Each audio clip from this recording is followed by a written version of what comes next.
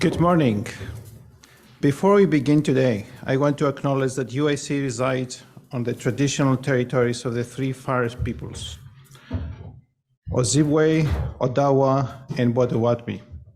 We recognize that these indigenous peoples are the traditional stewards of the land that we now occupy, living here before Chicago was a city and still thriving here today. And I ask us to remember our responsibility, especially as a land-grant and minority-serving institution, to find ways to right their historic wrongs of colonization and state violence, and to build bridges with and support indigenous community struggles for self-determination and sovereignty. Thank you for joining this campus presentation today in person or through live streaming. I'm Nikos Varelas, the Vice Provost for Academic Programs and Effectiveness and the institution's Accreditation Liaison Officer. I'm joined here today by my colleagues, Ritu Subramani, Director of Accreditation, team leads and writers of the 5 criteria in the assurance argument, and other members of the steering committee who are leading the campus preparation efforts for our comprehensive reaccreditation review, a site visit by the Higher Learning Commission early next year. HLC is an institutional accreditor recognized by the US Department of Education and the Council for Higher Education Accreditation to accredit degree granting colleges and universities. Institutional accreditation validates the quality of an institution's academic programs at all degree levels, whether delivered on-site, online, or otherwise. Institutional accreditation also examines the quality of the institution beyond its academic offerings and evaluates the institution as a whole, including the soundness of its governance and administration, adheres to mission, and sustainability of its finances, and the sufficiency of its resources. Over the last year and a half, we have put together an inclusive, collaborative, transparent process to develop the institution's evidence-linked assurance argument. This included selecting the most knowledgeable Criterion team leads and members, subject matter experts, and resource contacts across the entire institution. The names of team members and subject matter experts are posted on the UIC's HLC website, also listed on the slide. Our prepared assurance argument, which is also posted on the website, demonstrates how UIC continues to meet HLC's criteria for accreditation and requirements, and how we pursue continuous institutional improvement.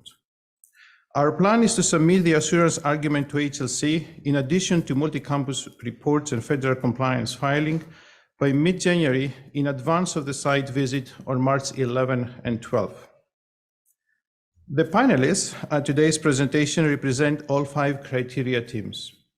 They will provide an overview of each criterion and highlight key elements of the university's response to that criterion. There will also be a slide per criterion outlining types of questions you can expect from the site visitors when they are on site in March.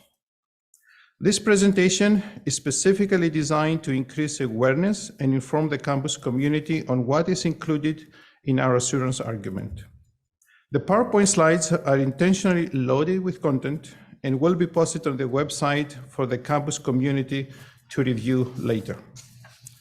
Since today's session is hybrid, all attendees are asked to submit questions using the QR code, and postcards with a QR code are available in the room, and you can find the QR code also on the slide, or the Q&A option in Zoom. Questions will be addressed in the last 10 minutes of the presentation.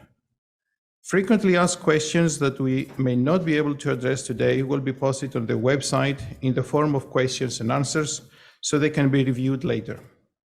Ritu will be collecting the questions and will have the teams address as many of these as possible. Please focus your questions on the materials presented. Thank you, Jane. Thank you again for joining us today. And let me pass the mic to the Criterion 1 presenters. Thank you. Excuse me. Good morning. My name is Trey Price. I'm one of the Criterion One team leads, also a member of the core team in the steering committee. Introduce yourself. Hi, good morning. My name is Agnes Harkett. I'm the writer for Criterion One. And so for Criterion One, I think the slide is up there. Yeah. So Criterion One, as you can see from the slide, is focused on mission and how UIC's mission and vision guide our planning, operations, commitment to the public good, and civic engagement. So there are several subcomponents to one. So the first component really is focused on how we articulate our mission publicly and how it's operationalized throughout the institution. So that includes the sort of development of our mission, which as you'll note, there was a process in 2013 to formalize that mission. That was an extensive process that included a retreat, several working groups that really speaks to our commitment to shared governance and stakeholder engagement, and many of the things that are expected of a public urban serving research institution, and ties very closely to our mission of providing the broadest access to the highest levels of intellectual excellence. And so the next criterion is really sort of focused on subcomponents, really sort of focused on how the mission sort of aligns with our priorities and our scope as an institution. And I think as most know, there was during Chancellor Emeritus's tenure, there was a set of strategic priorities that were crafted in 2016, which were, I think, later refreshed in 2021 as a way to ensure our alignment between our mission and our university priorities and planning. And those priorities were focused very much around student experience, student success, our impact and visibility nationally and internationally, our impact on the community, and how we thrive sort of as an institution.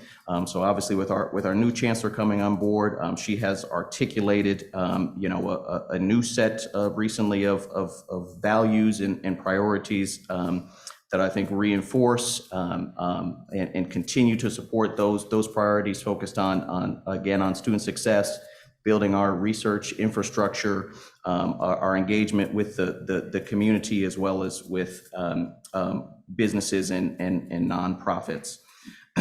So as such, this sort of shows that UIC's intended constituents are referenced sort of very directly in our mission and our priorities, which points to a range of diversity of learners and sort of our impact on the Chicago region, particularly in the sort of global context, and our sort of global impact, how we serve the public through our various public service disciplines, particularly in relation to health science professionals serving Illinois and underserved communities. And similarly, those priorities also articulate that the key constituencies, sort of by stating that UIC provides our students with a high quality public education, supports the efforts of our faculty and staff, and better serves the people of our city and our state. And similarly, our academic offerings, student support, and enrollment profile also support that sort of consistency of mission and priorities. We obviously have 94 undergraduate programs, 164 graduate and professional programs, and 16 colleges, which include training professionals of public service and health professionals. There are undergraduate research opportunities, co-curricular opportunities, service learning, and our mission specifically mentions training professionals in a wide range of public service disciplines, and being a principal educator of health science professionals. So we also include obviously a wide range of student support service, academic and non-academic, beginning as they and before they transition into UIC. This also sort of ties to our recognition federally as an MSI, an HSI, and an ANAPESI institution, and how we serve the widest range of students. And lastly, our mission is very publicly articulated, both through sort of our web our website, and things like UIC Today, our undergraduate catalog, and through various sources, as well as communicated through leadership through things such as the most recent state of the university. All right, thank you, Trey. I'll be talking about core components B and C, starting with core component B. This component is about UIC's commitment to the public good and how our mission demonstrates that. It begins by asking about UIC's role as a public serving institution and that our actions and decisions demonstrate that our main role is to serve the public and not some superordinate entity. In this subcomponent, we describe our commitment to access, given that our student population is mainly from Chicago and Cook County. Our recruitment activities, such as summer bridge programs or the urban health program, ensure that the public has an opportunity to attend UIC. Along those same lines, we talk about the significant amount of institutional aid that UIC gives to students to meet their financial needs. And another way, of course, we serve the public is by the training that occurs in the health sciences colleges of clinicians that then are placed into the communities that we serve. Within the research front, we list as an example of how UIC serves the public. We list several research discoveries. As one example to pull out is for the COVID vaccine clinical trials for the booster shot that occurred here at UIC. And lastly, within that subcomponent, we mentioned the impact our students, alumni, and our institutions' operations have on the economy of Illinois. The next subcomponent is my favorite because it's very short. It talks about how our educational responsibilities take primacy over other purposes. So we're not generating financial return for investors, but we're only accountable to the citizens of Illinois for the use of our state resources. The next subcomponent within B is how the institution engages with its external constituencies and how UIC responds to their needs as its mission and capacity allow. We spend a good deal of time in this subcomponent discussing our commitment to community engagement. As Trey mentioned, it is one of our strategic priorities. And we describe the establishment and then the work of the Office of Community Collaboration and their role in establishing the neighborhood centers. In terms of patient care, that is obviously one way in which UIC engages with external constituencies, responding, or UI Health committed to eliminating health disparities. An example of that are the Mile Square Health Centers. In terms of our research enterprise, we talk here about our strength in drug discovery, mentioning as examples both the Prozista drug for HIV and the shingles vaccine that were both developed at UIC. We also, in this research focused portion, talk about how many of our faculty are engaged within our communities. And as an example, we mention faculty being involved in the new mayor's transition team, but also in the post-COVID mayor's recovery task force, for example, to address health disparities. Then we move on to core component C. Here the focus is on opportunities for civic engagement in a diverse, multicultural society and globally connected world. The first subcomponent here is about our students' preparation for informed citizenship and workplace success. We describe both the curricular and the co-curricular opportunities that our students have for internships, study abroad, experiential learning. We list some of the college's career service offerings, but also, of course, the campus career office, as well as some examples within colleges. And in terms of the co-curricular opportunities, we give examples offered through the Office of Student Leadership and Engagement. In the next subcomponent, that is about the demonstration of inclusive and equitable treatment of diverse populations. We have a lot to say, I think, in this subcomponent as UIC. We talk about the establishment of the Office of the Vice Chancellor for Diversity, Equity, and Engagement. Of course, the Advancing Racial Equity Initiative is discussed here, along with the Progress website that exists. We describe the Equity Dashboard that collects data on students in terms of access, achievement, engagement, and inclusion. Also talking about UIC's equity plan, examining trends of enrollment, retention, and identifying a series of strategic priorities to advance college persistence and completion among underserved groups. In this subcomponent, we have also, as we have many more examples, but one of the other two examples I want to pull out is Kate's Inclusive Education Scholars Certificate, as well as the support we provide at UIC for our undocumented students. And then finally, in 1C3, we discuss, or the subcomponent asks about the cultivation of climate, of respect for diverse backgrounds, ideas, and perspectives among faculty, students, and staff. Here we describe the affinity-based student success units, as well as the 7 centers for cultural understanding and social change. And we also mentioned the Chancellor's Committee, committees made up of representatives from faculty, staff, and students representing specific constituencies. That concludes sort of our 3 core components. The last slide we have, as you can see, is some questions that we think the reviewers, when they come in March, might ask.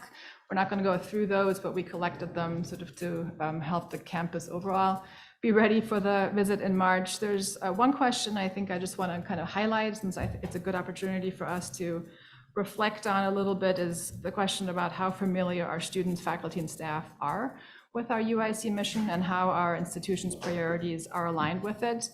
I think we could probably all say that we live our mission and our daily actions reflect our mission, but when we ask somebody if they know what our mission says, I'm not so sure how many might really know that, particularly perhaps because it's very long.